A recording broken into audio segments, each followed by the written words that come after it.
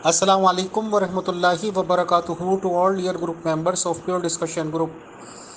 آج ہم دعوت دیتے ہیں محترم طارق چوہان صاحب کو، جو کہ احمدی جماعت اصلاح پسند کے ایک بہت ہی سرگرم کارکن ہیں، اور آج کا موضوع گفتگو ہے کہ مسلمانوں کے متفقہ عقیدہ ختم نبوت مسلمانوں کے متفقہ عقیدہ ختم نبوت کے مطابق امت محمدیہ بہترین امت ہے یا یہ کہ بدترین امت۔ اس ریگارڈنگ اپنے خیالات کا اظہار فرمائیں گے محترم طارق چوہان صاحب، تو آئیں please welcome and all dear group members of pure discussion group. السلام علیکم ٹو آل۔ جی شکریہ امیر فیصل صاحب۔ یہ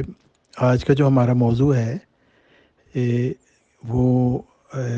اللہ تعالیٰ نے جو قرآن مجید میں فرمایا کنتم خیر امتن، تو جو مسلم امہ کو اللہ تعالیٰ نے خیر امت کہا ہے۔ تو اصل بات یہ ہے کہ صرف یہ دعویٰ کر دینا ہم خیر امت ہیں یہ کافی نہیں ہے، اس کے متعلق ہمیں بتانا پڑے گا کہ ہمارے پاس کون سی ایسی دلیل ہے جس سے ہم یہ دعویٰ کر سکتے ہیں اور یہ ثابت کر سکتے ہیں کہ اللہ تعالیٰ نے جو قرآن مجید میں یہ فرمایا ہے کہ تم بہترین امت ہو، یہ کس طریقے سے ہم اس کی دلیل دے سکتے ہیں؟ کیونکہ اگر ہمارے پاس کوئی دلیل ہی نہیں ہے اور ہم خود کو پہلی امتوں سے بہتر ثابت ہی نہیں کر سکتے، تو پھر یہ ایک خالی دعویٰ ہے جس کو ایک مجذوب کی بڑھ کہا جائے گا، کہ آدمی کہتا رہے جی ہم بہتر ہیں، ہم سب سے اچھے ہیں، سارے دوسرے ہمارے سے نیچے ہیں۔ لیکن اس کی دلیل کیا ہے، یہ آج کا ہمارا موضوع ہے، اور میں آپ کے سامنے رکھوں گا کہ کس طریقے سے یہ امت مسلم امہ تمام دوسری امتوں سے بہتر ہے۔ سب سے پہلی بات یہ ہے کہ اللہ تعالیٰ نے انسان کو تخلیق فرمایا ہے، اور جیسا کہ ہم جانتے ہیں کہ ہمارا جو جسم ہے اس میں جسم بھی ہے اور روح بھی، یعنی انسان کی تخلیق میں یہ دو چیزیں موجود ہیں۔ اور اللہ تعالیٰ جو ہمارا خالق ہے اس نے چونکہ ہمیں بنایا ہے، اور وہ ہمارا رب ہے، ہمارا پیدا کرنے والا بھی ہے، ہمارا پالنے والا بھی ہے، تو اس نے ہماری ضروریات کے لیے وہ سامان مہیا کیے جو ہماری جسمانی ضروریات کو بھی پورا کریں گے اور روحانی ضروریات کو بھی پورا کریں گے۔ جسمانی ضروریات جیسے ہوا، پانی، خوراک، لباس، رہنے کے لیے چھت، یہ سب کچھ کا سلسلہ اللہ تعالیٰ نے ہمارے لیے ہماری پیدائش سے پہلے ہی مہیا فرما دیا تھا۔ اور پھر روحانی ضرورت کو پیدا کرنے کے لیے اللہ تعالیٰ نے آسمانی پانی کا سلسلہ کیا، یعنی ایک جسمانی ضرورت کو پورا کرنے کے لیے آسمانی پانی ہے جو بادل سے برستا ہے، جس کو ہم بارش کہتے ہیں، اور ایک روحانی ضرورت کے لیے ایک آسمانی پانی ہے جو وحی کے ذریعے انسان کو ملتا ہے، اور اللہ تعالیٰ اپنے بندوں کو چنتا ہے اور ان پر وحی کرتا ہے، اور پھر انسانوں کی ہدایت کے لیے ان کو مبعوث کرتا ہے۔ جیسا کہ سورہ زمر میں اللہ تعالیٰ فرماتا ہے الم تری ان اللہ انزل من السماء ماء، کیا تم دیکھتے نہیں کہ اللہ نے آسمان سے پانی برسایا؟ اور یہی وہ پانی ہے جو انسان کی جسمانی ضروریت کے لیے بھی اشد ضروری ہے، اور انسان کی روحانی ضرورت کو پورا کرنے کے لیے بھی اشد ضروری ہے۔ اور اگر یہ آسمانی پانی کے برسنے کا جو نظام ہے اگر یہ ختم ہو جائے تو زندگی کا وجود ختم ہو جائے۔ اس لیے آسمان سے برسنے والا بارش جو ہے وہ بھی ہماری جسمانی ضرورت کے لیے اہم ہے، ناگزیر ہے، اور آسمان سے جو وحی آتی ہے وہ بھی ہمارے روحانی جسم کی، ہماری روحانی وجود کی بقا کے لیے ضروری ہے۔ تو یہ ایک سلسلہ ہے جو اللہ تعالیٰ کی طرف سے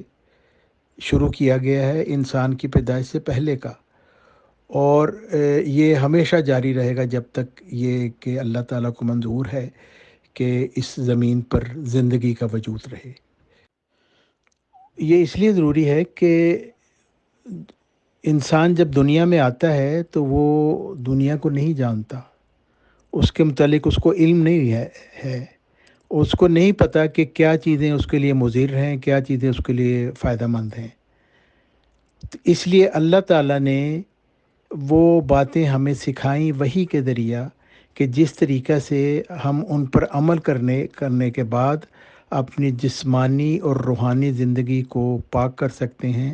اور اپنی روح کو آئندہ مرنے کے بعد جو ایک طویل ترین زندگی ہے اس کے لیے تیار کرتے ہیں۔ تو یہ تمام علوم ہمیں اللہ تعالیٰ کی طرف سے ہی مل سکتے تھے، کیونکہ ہم انسانوں نے اپنے آپ کو خود نہیں پیدا کیا، اس لیے ہم اللہ تعالیٰ سے اس کے عطا کردہ علم کے محتاج ہیں، اور اللہ تعالیٰ نے یہ علوم ہمیں عطا فرمائے وحی کے ذریعہ۔ کیونکہ جب انسان کو اتنا شعور آ گیا کہ وہ اس کی جسمانی اور روحانی جسمانی ترقی اس جگہ پر پہنچ گئی کہ اس کی روحانی ترقی کا نظام شروع ہو، اور پھر کیونکہ ہماری روح کے لیے ضروری تھا کہ اس کی ترقی کے لیے اور اس کو اس تیاری کے لیے، اس کو تیار کرنے کے لیے جو بعد کی زندگی ہے اور اللہ تعالیٰ سے ایک زندہ تعلق پیدا کرنے کے لیے، ہمارے لیے یہ ضروری تھا کہ ہمیں روحانی ترقی کے ذرائع بھی ملے، اور یہ ذرائع بھی ہمیں اللہ تعالیٰ نے اپنی انبیاء کو بھیج کر ہمیں سکھائے۔ یعنی نہ وحی کے بغیر ہماری جسمانی زندگی، جو آسمانی پانی ہے، بارش کا پانی، اس کے بغیر ہم جسمانی زندگی بسر کر سکتے ہیں، نہ ہی ہماری روحانی زندگی جو ہے وہ آسمانی پانی یعنی وحی کے بغیر ہو سکتی ہے۔ یعنی بارش والے پانی کے بغیر ہماری جسمانی موت ہو جائے گی۔ چنانچہ قرآن مجید میں اللہ تعالیٰ نے حضرت آدم علیہ السلام کے حوالے سے جو بات بیان کی اور ان کو جو پہلی نصیحت فرمائی وہ یہی ہے کہ ہمیشہ میری طرف سے انبیاء کی وحی کی صورت میں ہدایات آتی رہیں گی،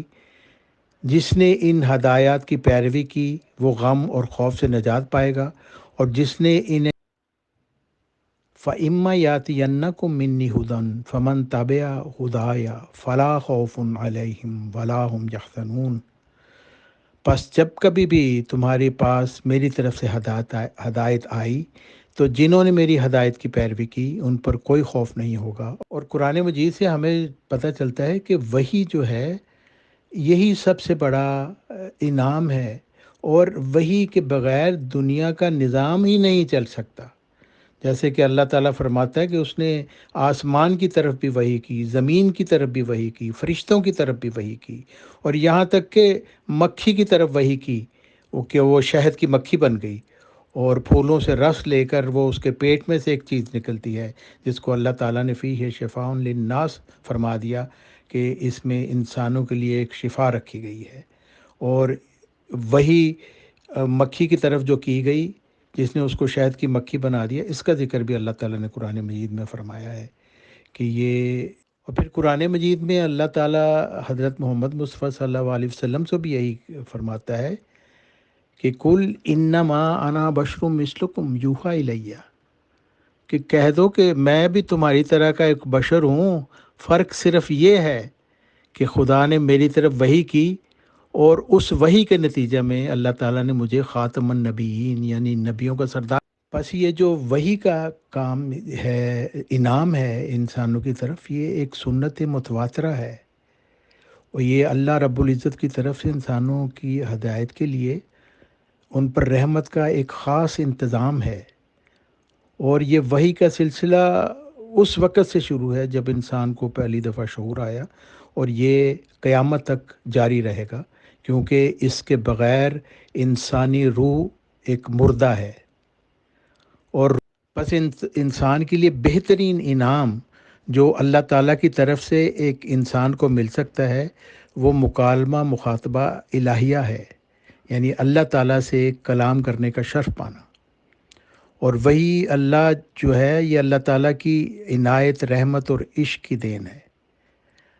اور وہی الہی اللہ تعالیٰ کے زندہ اور پائندہ ہستی ہونے کا ثبوت ہے، اور اللہ تعالیٰ کی انسان سے محبت کا زندہ ثبوت ہے۔ کیونکہ انسان کو کیسے پتہ چلے کہ وہ خدا جس نے مجھے پیدا کیا ہے وہ زندہ خدا ہے جب تک اس کا ایک زندہ تعلق انسان سے نہیں بنے گا۔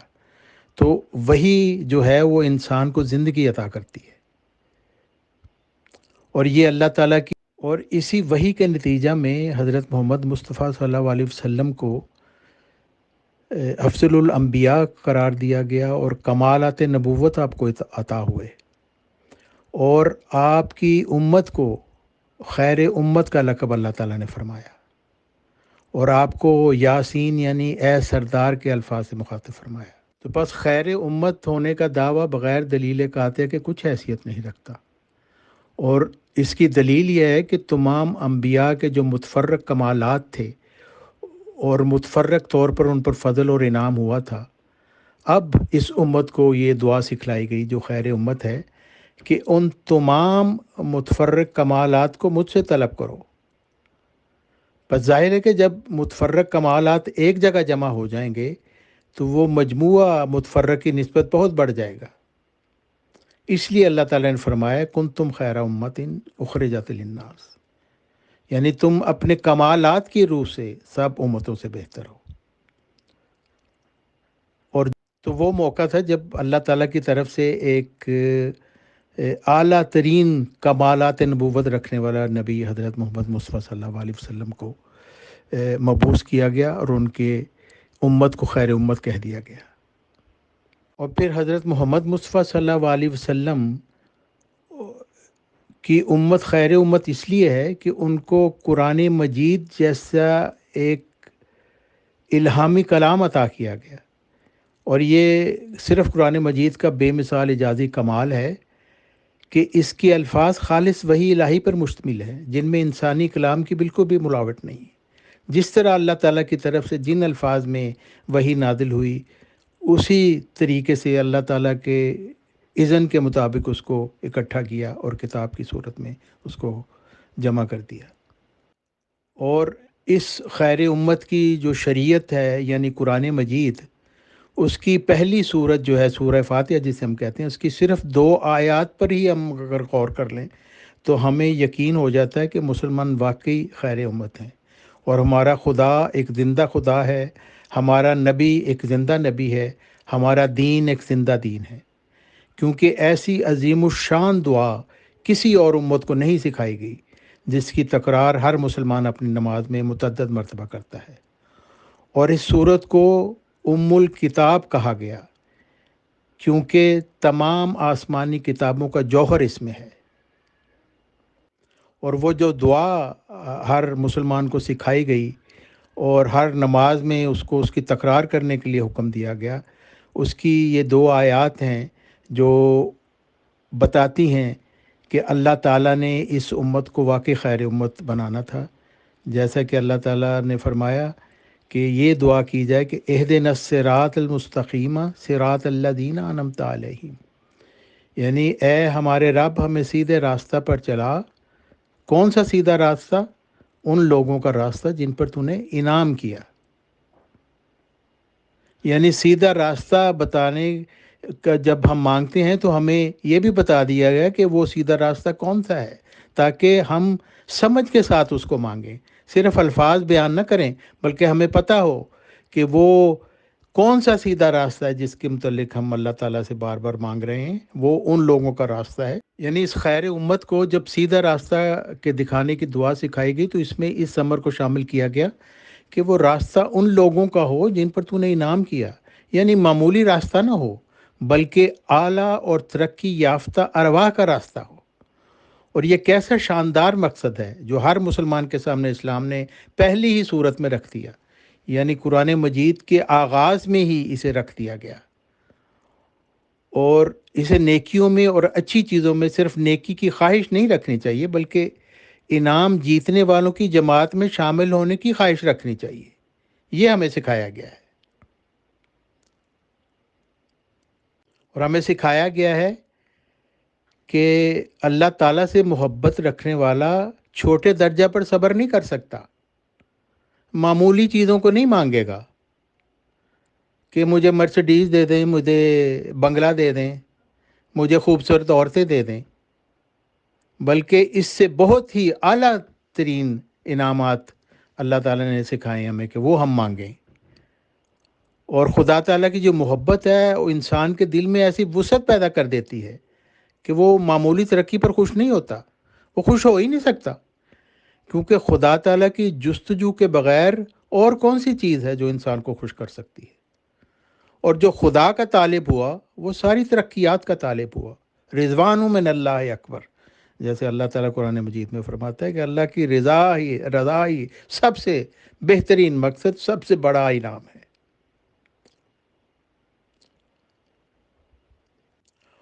اور جس نے خدا تعالیٰ کو سمجھا وہ کسی ترقی کو بھی آخری ترقی نہیں سمجھ سکتا۔ مگر مومن کے لیے اس سے بڑھ کر خوشی کا مقام یہ ہے کہ یہ خواہش صرف اس کے دل سے پیدا نہیں ہوتی، اس کا رب بھی اسے یہی تعلیم دے رہا ہے کہ دیکھنا میرے مومن بندے، چھوٹے درجہ پر راضی نہ ہو جانا، مجھ سے نیکی مانگو مگر معمولی نیکی نہ مانگو،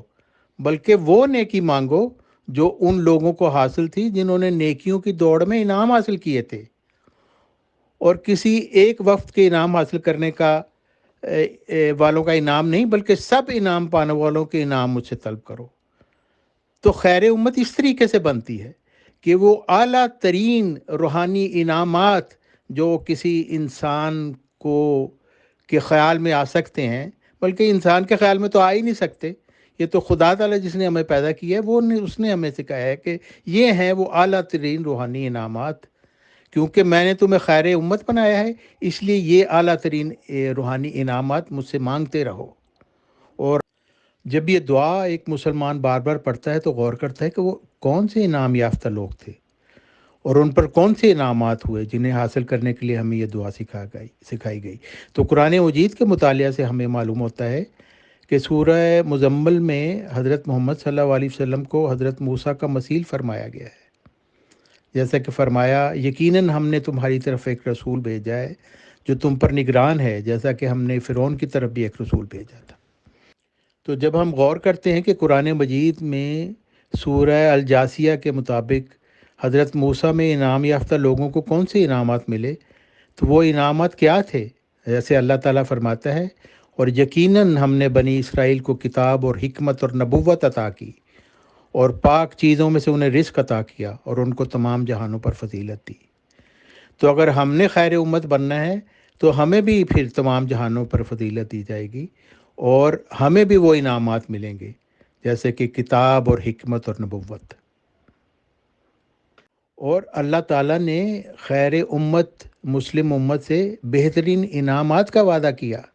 جیسے کہ اللہ تعالیٰ فرماتا ہے سورہ نساء کی آیت 70 میں کہ وَمَن یُطِعِ اللَّهَ وَالرَّسُولَ فَأُولَٰئِکَ مَعَ الَّذِینَ أَنْعَمَ اللَّهُ عَلَیْہِم مِّنَ النَّبِیِّینَ وَالصِّدِّیقِینَ وَالشُّہَدَاءِ وَالصَّالِحِینَ وَحَسُنَ أُولَٰئِکَ رَفِیقًا ذَلِکَ الْفَضْلُ مِنَ اللَّہِ وَکَفَىٰ بِاللَّهِ عَلِیمًا۔ اور اللہ تعالیٰ فرماتا ہے کہ جو بھی اللہ کی اور اس رسول یعنی خاتم النبیین حضرت محمد مصطفیٰ صلی اللہ علیہ وسلم کی اطاعت کرے تو یہی وہ لوگ ہیں جو ان لوگوں کے ساتھ ہوں گے جن پر اللہ نے انعام کیا، یعنی نبیوں میں سے ہوں گے، صدیقوں میں سے ہوں گے، شہیدوں میں سے ہوں گے اور صالحین میں سے، اور یہ بہت ہی اچھے ساتھی ہیں، اور یہ اللہ تعالیٰ کا خاص فضل ہے اور اللہ صاحب علم ہونے کے لحاظ سے بہت کافی ہے۔ تو اس خیر امت کو اللہ تعالیٰ نے پہلے بتایا کہ خدا تعالیٰ سے انعامات مانگو اور ان لوگوں کے راستے پر چلنے کا انعام مانگو جو انعام یافتہ ہیں، اور پھر اللہ تعالیٰ نے قرآن مجید میں فرمایا کہ وہ انعامات کون سے ہیں، جس میں سے اول انعام نبوت ہے جو حضرت محمد صلی اللہ علیہ وسلم کی اطاعت سے مومنین کو ملتی ہے۔ اور یہ آیت بتاتی ہے کہ حضرت محمد مصطفیٰ صلی اللہ علیہ وسلم کی پیروی سے انسان صالحیت کے مقام سے ترقی کر کے نبوت کے مقام تک پہنچ جاتا ہے، لیکن اس سے پہلے انبیاء کو یہ انعام نہیں دیا گیا۔ جیسے اللہ تعالیٰ فرماتا ہے کہ انبیاء سابق کی اتباع کا ذکر جب کیا گیا تو اس میں انعام نبوت نہیں عطا فرمایا گیا، جیسے اللہ تعالیٰ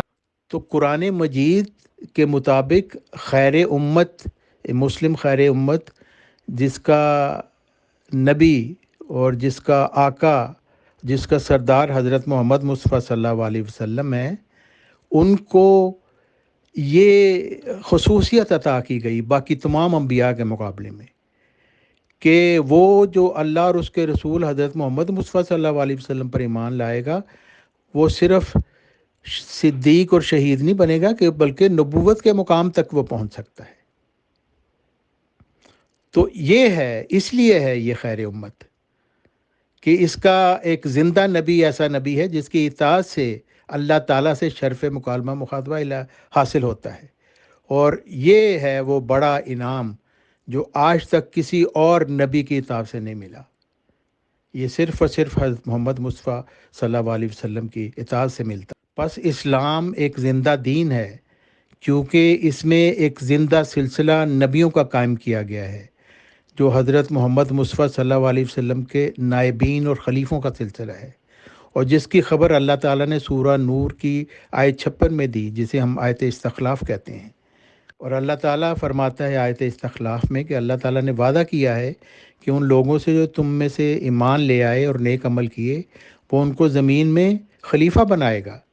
جیسے ان سے پہلوں کو بنایا۔ یعنی حضرت موسیٰ علیہ السلام کے جو انبیاء تھے، وہ بھی حضرت موسیٰ علیہ السلام کے خلیفے تھے۔ اسی طرح حضرت محمد مصطفیٰ صلی اللہ علیہ وسلم کے جو مومنین ہوں گے، ان کو بھی خلافت عطا ہوگی، اور اس طریقے سے دین کو تمکنت عطا کی جائے گی، اور پھر جو خوف کی حالت ہے اس کو امن میں تبدیل کر دیا جائے گا۔ جیسے سورہ البقرہ میں اللہ تعالیٰ نے حضرت آدم کو فرمایا تھا کہ جو میری طرف سے آنے والی ہدایت کو مانیں گے، وہ خوف اور امن کی حالت میں آ جائیں گے۔ تو یہی بات اللہ تعالیٰ نے فرمائی ہے کہ جب حضرت محمد مصطفیٰ صلی اللہ علیہ وسلم کا خلیفہ مبعوث کیا جائے گا، تو جو اس کو مانیں گے وہ خوف سے امن میں آ جائیں گے، اور پھر دین کو تمکنت حاصل ہوگی۔ اور اسی آیت استخلاف کی جو تشریح حضرت محمد مصطفیٰ صلی اللہ علیہ وسلم کے ارشاد سے ہوتی ہے، جس کو ہم حدیث مجددین کہتے ہیں، کہ اللہ تعالیٰ کے رسول صلی اللہ علیہ وسلم نے فرمایا، ان اللہ عز و جل یبعث لہذہ الامت علی راس کل مئۃ سنۃ من یجدد لہا دینہا، یعنی اللہ تعالیٰ ہر صدی کے سر پر اس امت کے لیے ایک شخص کو مبعوث فرمائے گا جو اس کے لیے دین کو تازہ کرے گا۔ تو یہ ہے وہ ذلی پیغمبروں کا سلسلہ جو حضرت محمد مصطفیٰ صلی اللہ علیہ وسلم کی اطاعت میں یہ جاری ہے، حضرت محمد مصطفیٰ صلی اللہ علیہ وسلم کے خلفاء کا سلسلہ، جس کے 13ویں خلیفہ حضرت مرزا غلام احمد علیہ السلام سے، جو امام مہدی تھے، اور اس کے 14ویں خلیفہ حضرت عبدالغفار جنبہ علیہ السلام ہے، اور یہ سلسلہ قیامت تک جاری ہے۔ اور یہ ایسا سلسلہ ہے جو اسلام کو ایک زندہ مذہب ثابت کرتا ہے، کیونکہ جب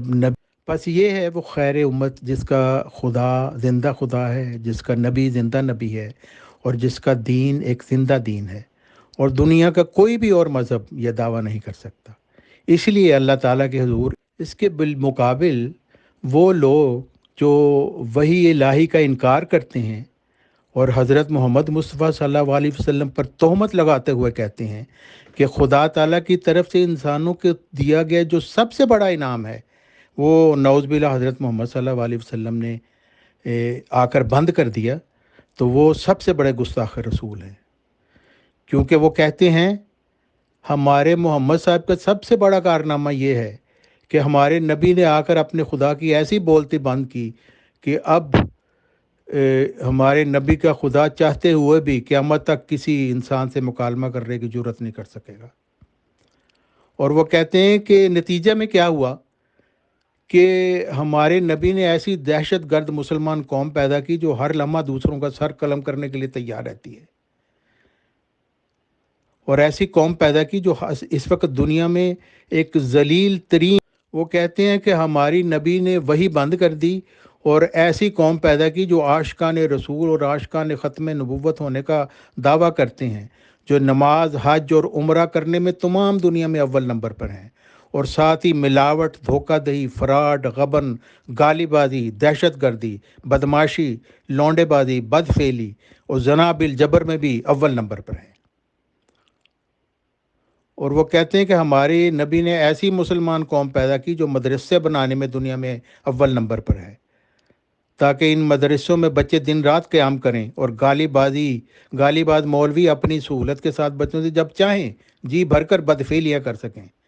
چاہے اس میں بچے کی جان ہی چلے۔ اور یہ وہی الہی کا انکار کرنے والی یہ بدبخت نام نہاد امت جو اپنے آپ کو کہتی ہے، جس کا حضرت محمد مصطفیٰ صلی اللہ علیہ وسلم کی جو امت سے دور کا بھی واسطہ نہیں ہے، کہتے ہیں ہمارے نبی نے ایسی مسلمان قوم پیدا کی ہے جو لاشوں کو قبروں سے نکال کر ان کے ساتھ زنا کرنے کے فن میں بھی طاق ہیں۔ اور مسلمان علماء خود یہ تسلیم کرتے ہیں کہ یہ عاشق رسول اور عاشق ختم نبوت کا دعویٰ کرنے والی یہ مسلمان قوم دنیا کی منافق ترین اور ذلیل ترین قوم ہے، جیسے کہ مولانا مودودی، ڈاکٹر اسرار اور دوسرے سب اور بھی لوگ ہیں۔ تو یہ بدبخت امت نام نہاد جو حضرت محمد مصطفیٰ صلی اللہ علیہ وسلم پر تہمت لگاتی ہے کہ انہوں نے آ کے اللہ تعالیٰ کا سب سے بڑا انعام بند کر دیا ان کا، اور پھر اس کے بعد ان مرزائیوں کا آپ دیکھ لیں، یہ کہتے ہیں کہ جی ہم تو وحی کو جاری مانتے ہیں، لیکن عملی طور پر یہ اعلان کر رہے ہیں کہ یہ مرزا غلام احمد صاحب آخری نبی تھے، اور اس کے بعد یعنی 1400 سال سے خدا نے کسی کے ساتھ مکالمہ نہیں کیا، مرزا صاحب سے کیا 1400 سال بعد، اور اس کے بعد ٹھک سے پھر یہ سلسلہ بند کر دیا۔ اب قیامت تک کوئی نہیں آئے گا، اور یہ ان کا مرزا خاندان کی جو خلافت ہے یہ قیامت تک چلے گی۔ تو یہ بھی ان بدبختوں سے زیادہ بدبخت ہیں، کیونکہ امام مہدی کو مان کر پھر انہوں نے وحی الہی کو بند کر دیا اور اللہ تعالیٰ کے انعامات کا انکار کرنے والے ہو گئے۔ اور یہ کہتے ہیں ہمارے نبی جو غلام احمد صاحب تھے ان کا سب سے بڑا کارنامہ یہ ہے کہ انہوں نے اپنے خدا کی ایسی بولتی بند کی کہ اب مرزائیوں کا خدا چاہتے ہوئے بھی قیامت تک کسی سے مکالمہ کرنے کی ضرورت نہیں کر سکے گا، کیونکہ مرزا بشیر تو وہی الہی کا انکار کرنے والے یہ مرزائی کہتے ہیں کہ یہ ہماری جو مرزائی خلافتی گدی ہے یہ اس لیے قائم کی گئی ہے کہ ہم اس عہد بیت سے ہم اپنی جان، مال، عزت کو مرزائی خلیفہ اور مرزا خاندان کے چمچوں کے حوالے کر دیں، تاکہ مرزائی اپنے گلے میں پٹا ڈال کر مرزائی خلیفوں کے کتے بن کر رہیں، بلکہ وہ تو کہتے ہیں کہ جی ہم ان کتوں سے بھی بدتر ہیں، اور تاکہ یہ مرزائی خلیفہ اور اس کے چمچے جب چاہیں کسی بھی مرزائی کو ذلیل اور بے عزت کر کے لطف اندوز ہو چکے ہیں۔ اور مرزائیوں کو کہا جائے کہ مرزائیوں یہ تمہاری ذلت جو ہے یہ تمہارا امتحان ہے، اگر تم دنیا میں ہمارے ہاتھوں ذلیل ہوگے اور صبر کرو گے تو آخر میں تمہیں بڑے انعامات ملیں گے۔ یہ کہتے ہیں کہ مرزا صاحب نے ہمیں مرزائی خلافتی گدی قائم کرنے کا موقع دیا تاکہ ہم مرزائیوں کے چندے سے خلیفہ اور مرزا خاندان کے لوگوں کی عیاشی کا سامان ہمیشہ کے لیے مہیا کر سکیں، اور تاکہ نئی مسجدوں کے نام پر مرزائی خلیفہ اور مرزا خاندان کی جائیدادیں ہر ملک میں قائم ہو جائیں، چاہے ان میں ایک بھی نمازی داخل نہ ہو، اور تاکہ احمدیہ مدرسے قائم ہوں جس میں یہ مسلمانوں کے مدرسہ کی طرح مرزائی مربی اپنی پسند کی طالب علم کے ساتھ حسب خواہش عمل لواطت سے لذت حاصل کریں، اور تاکہ مرزائی کنجر خانہ کا قیام عمل میں لایا جا سکے جہاں مرزا خاندان کا ہر جنسی درندہ کسی کی بھی ماں، بہن، بیٹی کے ساتھ اپنی جنسی حوث پوری کر سکے۔ تو یہ ہے جو لوگ خدا تعالیٰ کی وحی کا انکار کرتے ہیں ان کی حالتیں یہ ہوتی ہیں، جیسے کہ آج نام نہاد مسلمانوں کی حالتیں ہیں، جیسے کہ آج نام نہاد یہ جو احمدی اپنے آپ کو کہلاتے ہیں جو اصل میں مرزائی ہیں، کیونکہ احمدیت سے تو ان کا کوئی تعلق نہیں، مرزا خاندان کی گدی کو یہ ماننے والے ہیں، ان کی یہ حالت ہیں، اور شرمناک یہ حالتیں ہیں۔ اور ہر وقت یہ مسلمان بھی دنیا میں ذلیل ترین قوم ہے، اور یہ مرزائی بھی دنیا میں ذلیل ترین قوم ہے، اور اس کو ذلیل کرنے والے اس کے اپنے خاندان کے لوگ ہیں، جیسے کہ ندا نے مرزا یہ جو مسرور صاحب ہیں ان کا کچا چھٹا سارا کھول دیا، اور مرزا مسرور صاحب کی جو اپنی قابلیت ہے اس کا بھی پول کھل گیا کہ جس طرح کی وہ باتیں کرتے ہیں 45 منٹ کی آڈیو میں، اور وہ ندا یہی کہتی ہے جو مرزا طاہر کی نواسی اور مرزا ناصر کی پوتی ہے کہ یہ جو احاطہ خاص ہے یہ تمہارا بس میں تمام اپنے سننے والوں کو اور مرزائیوں کو اور نام نہاد مسلمانوں کو کہتا ہوں، خدا تعالیٰ کے انعامات کا انکار نہ کرو، ورنہ ذلت اور خباثت میں تم بڑھتے جاؤ گے۔ جو قرآن مجید کی جو اصل تعلیم ہے اس کی طرف آؤ، اور حضرت محمد مصطفیٰ صلی اللہ علیہ وسلم جو نبیوں کے سردار ہیں، ان کی تہمت ان پر لگا کے ان کو پچھلے انبیاء سے بھی نہ گراؤ۔ وہ نبیوں کا سردار کیسے ہو گیا جس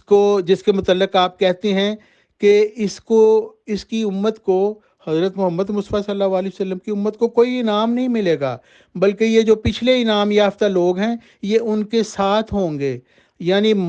بھکاریوں کی طرح یہ ان کے سے کہتے رہیں گے کہ بھئی ہمیں بھی اپنے ساتھ لے لو کیونکہ ہمیں تو کوئی انعام نہیں ملا۔ تو یہ حضرت محمد مصطفیٰ صلی اللہ علیہ وسلم کی جو مقام ہے اس کو بڑھانے والے کہ گرانے والے ہیں؟ یقیناً گرانے والے ہیں،